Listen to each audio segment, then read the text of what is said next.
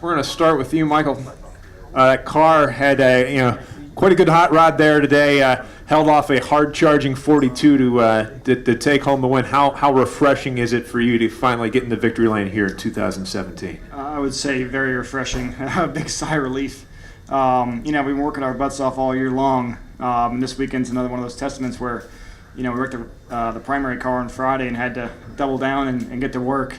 The guys in the team, guys in the shop, they really, really worked their butts off to get here. We weren't the fastest car all race long. We had a top 5 car. There was probably 1 or 2 guys that were a little bit faster. But we were in contention all day, and we made it happen. Coach, you've talked about several times in professional sports where you have the highs of the highs and the lows of the lows, and you've been coming up from the bottom this year. Talk about finally getting over the hump and reaching victory lane in 2000. Well, I think that's true. Pro sports, the thing you learn, it's so hard. And it doesn't matter what you did one year. Last year we had a great year, and this year we just been off some. I do feel like that in the last 5-6 weeks we've kind of worked our way back to having good speed, but haven't been able to make it happen for us at the end of races. So I think it says, you got to have a lot of respect for our sport. A lot of great teams out there.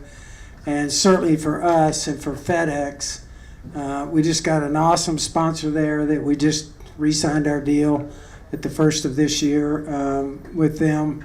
And as everybody here knows, it's one of the great things about our sports is our sponsors. You got to have a great sponsor to race cars in NASCAR. We're thrilled for them. Talked to Fred and Raj and everybody over there on the phone.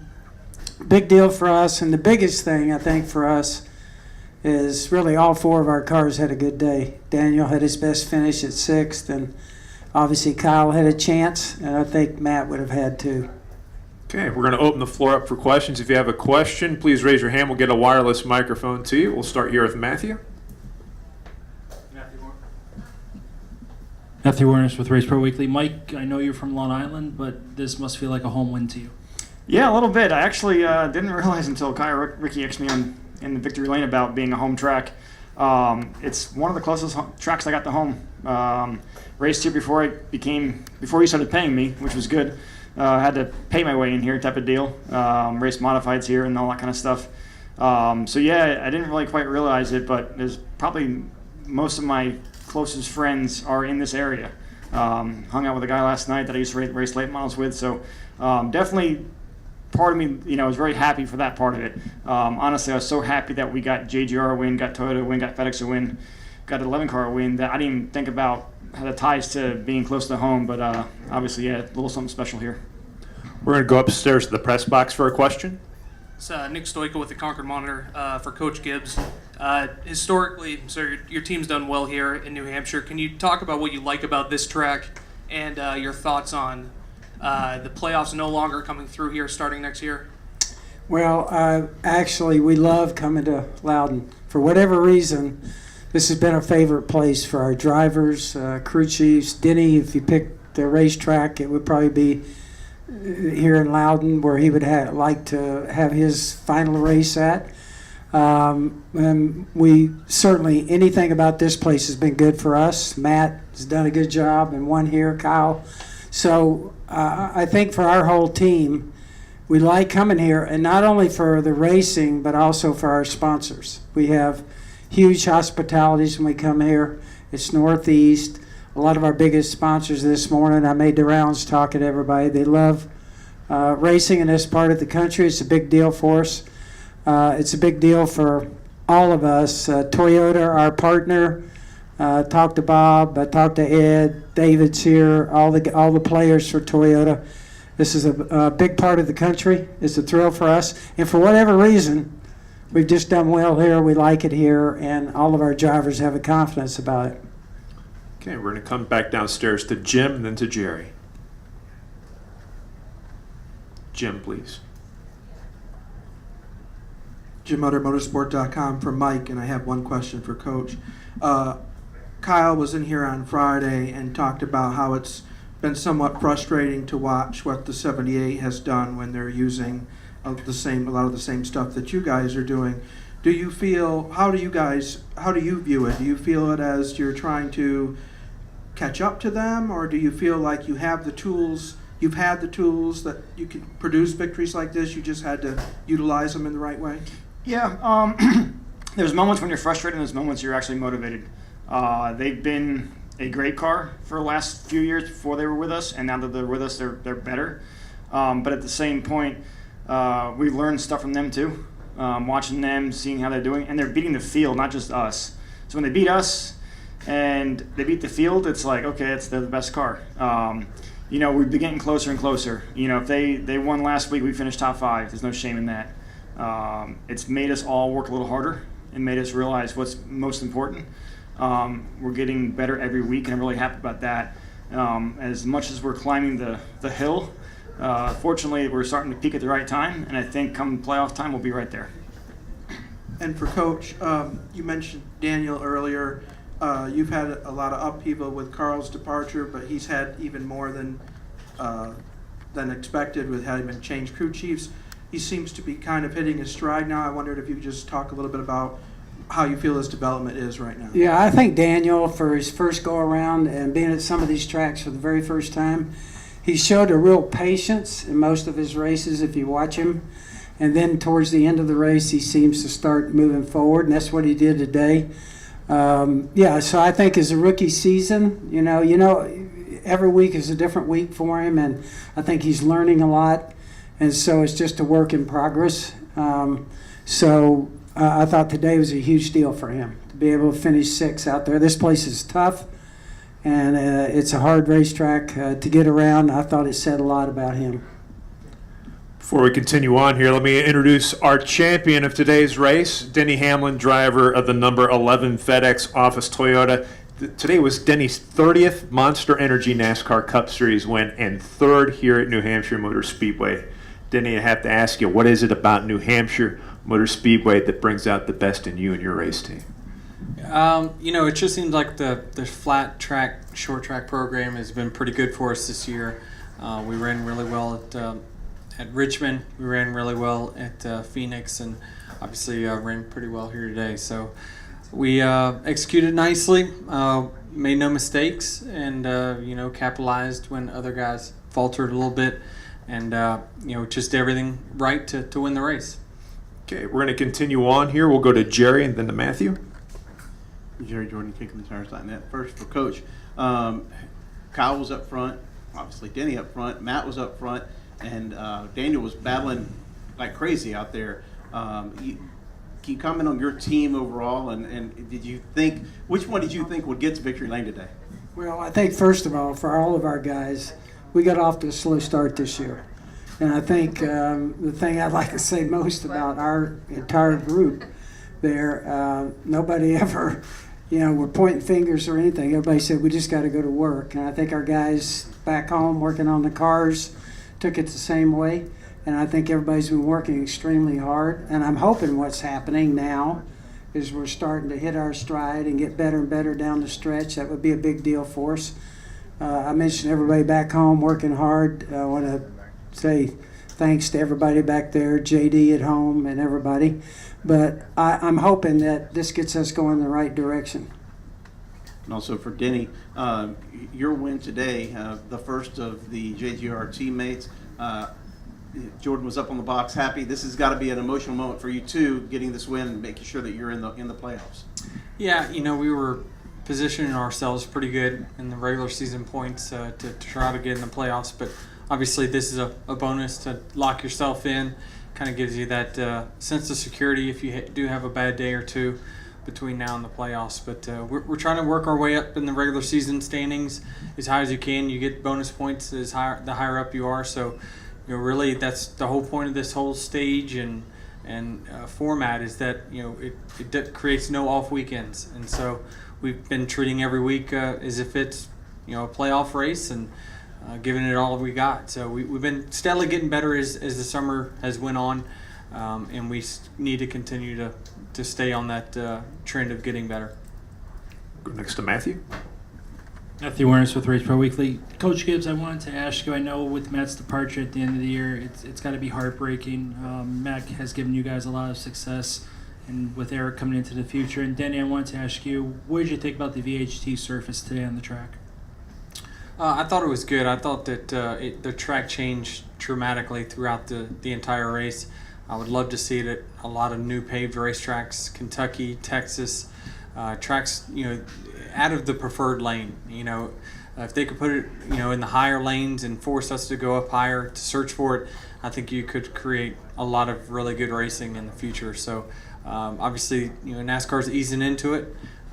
New Hampshire did a good job of listening to the drivers and where they wanted to put it. And I think it created a multi-lane racetrack today like really we hadn't seen here in a while. Yeah, from Matt's standpoint, Matt really had a good car today. Felt like he had a chance. It was just making some decisions at the end there. But, really what I said earlier, that you're planning things out for years in advance. And we did not expect to be where we are here. We had a plan, and things kept coming up and kept changing. I mentioned Carl Edwards just being one of those, but all of a sudden things start changing. It puts you in a situation where you have to make a tough decision. We didn't want to do that. Certainly didn't want to discount. We didn't want to do something to upset Matt. He's been a great partner for us, and our drivers. Everybody said we don't want to race against him, and I think that's what's going to happen. So it was just a tough situation for us. Things changed, and then we got forced into making a decision. We're going to go upstairs to the press box, and we'll come downstairs to Dan. Reed Spencer with NASCAR Wire Service. Denny, I think Wheels used the term relief twice in describing his feeling after the race. Your feeling, is it more elation or is it more relief? Is a big load of stress just got lifted off your shoulders? Yeah, a little bit of that for sure. But I'm not going to think that it fixed everything either. I still think that we have some work to do to be, guys that contend for a win every single week. We're getting there. We really, really are getting there. But, we still have some work to do. Today was just a bonus. We got some bonus points. It was a good points day overall, and we got another victory. So all good things. But really, when it comes to Monday, we'll go to work on our next racetrack. Go next to Dan, and then to Nate. Dan Gelson, Associated Press. Danny, what do you feel about the changes that have undergone in Joe Gibbs this year, next year, and how does it change your role off the track as maybe a bigger leader or things like that, mentoring thing? Yeah, I mean, I've been around the longest. I've seen people come and go, and I've been feel like a good teammate to all my teammates. I like the dynamic that we had 2 years ago. I like the dynamic we have now, and I like the dynamic we're going to have next year. So we can adapt. Joe Gibbs Racing itself can adapt. We have some young talent that's coming in that's going to be very good and going to be the future. They're going to be there long after I'm gone, and they'll be the team leaders. So you just try to set an example for them. Show the work ethic that it takes to be a winner on a weekly basis, and hopefully they that infectious type atmosphere bleeds into them, and they lead the team after we're gone. Go to Nate, then to Jim. Nate Ryan, NBC Sports. Question for Coach. Another frustrating day for Kyle. A couple of speeding penalties after he led a lot of laps. Next year marks a year since his last victory, but it also marks he's the two-time defending winner of the Brickyard. Where do you think things stand for Kyle on that team right now? I actually think Kyle, he's had a chance to win maybe 8 times. And so I think the encouraging thing there, and I heard him say it in an interview today, is that he feels like we're fast. We have the ability to win. He said that's a lot better than being in a situation where you're running 10th. I think is what he said. So, you hate it when something comes up like it did today, but we know that's part of our sport. And Kyle's going to become roaring back from that. I think he feels like each and every weekend, he's got a chance. And so I know that's kind of the way he looks at things. Jim? Jim Hunter, Motorsport.com. For Denny, I asked this of Wheels earlier. Kyle, when he was in here Friday, said that it was kind of frustrating to look at the 78 and how they run, knowing that they're using the same stuff you guys are. Mike talked about how it was sometimes frustrating, but also kind of using it as motivation. I just wondered how you've looked at it. Yeah, I mean, there's moments of frustration, but you also got to look at it as, they're setting the bar each and every week for speed. So it's making me become better. So regardless of what goes on with the cars and whether they're same or exact same or not the exact same, I know that he's doing things inside the car that's making him better, and I'm able to see that now through data, and it's making me better. So I don't have any animosity towards those guys whatsoever. They're teaching us a lesson most weeks, but we're going to school on it. I mean, we're continuing to get better. I feel like we've closed the gap a little bit, but overall, I mean, we are one Toyota team, so it's important that we all run well. And on weeks where they dominate, it's up to us to look at the notes and look at the video and look at the data and say, how can we get there? So I'm relatively pretty proud of what that team's accomplished so far this year. Any additional questions for our race-winning team? Matthew? Question for all three of you. What makes Joe Gibbs Racing so successful at this track, especially at this track? Well, I think it probably started with Tony Stewart many years ago. I watched him many times get around this racetrack, and the track's changed a lot over the years. The cars have changed, but just kind of being a student to the game and seeing what all he's done. And he was a great leader, and really, I think when I got to drive his car at Richmond in my rookie year during a test and kind of felt what he thought was a good short track package, I just kind of levitated to that ever since I got in a race car on a short track, and I think it's raised all of our games. Really the short tracks and flat tracks weren't really Kyle's forte.